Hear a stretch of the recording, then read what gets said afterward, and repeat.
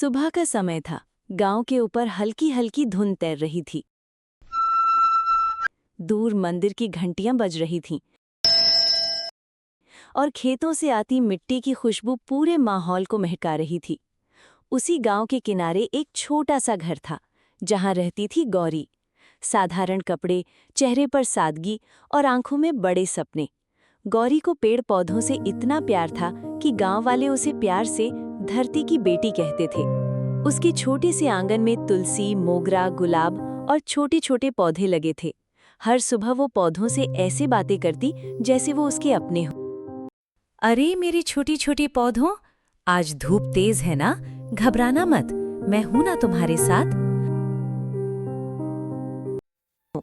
गौरी की माँ सावित्री रसोई से उसे देख रही थी। अरे ओ गौरी, कब तक इन पौधों से बातें करती रहेगी? जरा खुद भी कुछ खा ले। आ रही हूँ अम्मा, बस इनको पानी दे दूं। तभी गांव के रास्ते पर एक काली चमचमाती गाड़ी आकर रुकी। गांव वाले हैरानी से देखने लगे क्योंकि उस गांव में इतनी बड़ी गाड़ी बहुत कम आती थी। गाड़ी से उतरा आर्यन, शहर के बड़े बिजनेसमैन विक्रम सिंह का बेटा। महंगे कपड़े, हाथ में घड़ी और चेहरे पर हल्का घमंड। वो अपने दोस्त मानव के साथ गांव में जमीन देखने आया था। लेकिन जैसे ही उसकी नज़र गौरी की छोटी सी बगिया पर पड़ी, उसके कदम वहीं रुक गए। क्या हुआ भाई, चलना। एक मिनट, पता नहीं क्यों लेकिन इस जगह में कुछ अलग सा सुकून है। आर्यन धीरे धीरे गौरी के पास पहुंचा। उस समय गौरी पौधों को पानी दे रही थी। ये सारे पौधे तुमने लगाए हैं? जी, क्यों, अच्छे नहीं लगे क्या? नहीं, बहुत अच्छे हैं। शहर में तो लोग सिर्फ दिखावे के लिए पौधे रखते हैं। यहाँ तो ऐसा लग रहा है जैसे ये सच में जिंदा हो। क्योंकि मैं इन्हें सिर्फ पौधे नहीं मानती, ये भी परिवार का हिस्सा है। तभी वो लोग वहां से बाहर आते हैं। बाहर गौरी की माँ खड़ी थी। बेटा अंदर आओ ना, बाहर क्यों खड़े हो? तभी आर्यन पहली बार किसी गांव के मिट्टी वाले घर में गया था।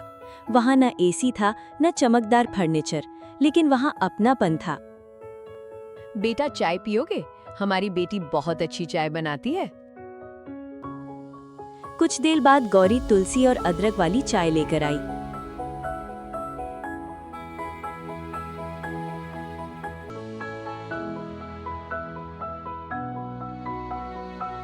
वाह, ऐसी चाय मैंने कभी नहीं पी। क्योंकि इसमें सिर्फ दूध और चाय पत्ती नहीं, प्यार भी है। आर्यन बस गौरी को ही देख रहा था। मानव हंसने लगा। उस दिन के बाद न जाने क्यों आर्यन बार बार उस गांव आने लगा। कभी खेत देखने के बहाने, कभी गांव घूमने के बहाने। लेकिन असल में उसका मन गौरी में अटक गया था। धीरे धीरे दोनों में दोस्ती होने लगी।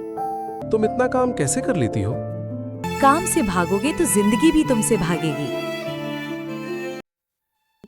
अब जब गौरी मंदिर जाती थी फूल बेचने, तो आर्यन भी वहां जाता।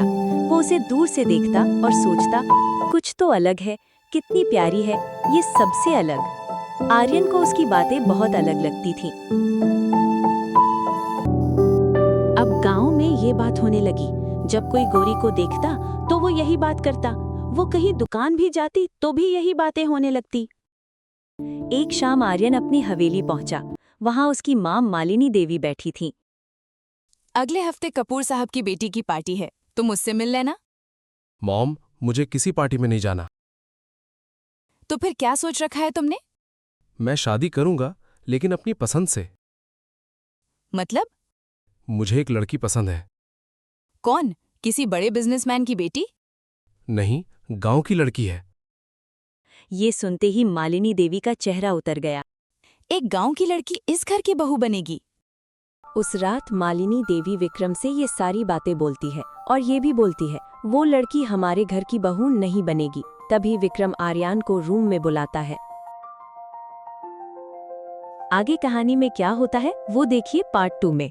उसके लिए हमारे चैनल को सब्सक्राइब करें, कमेंट्स करें। आपको ये कहानी कैसी लगी?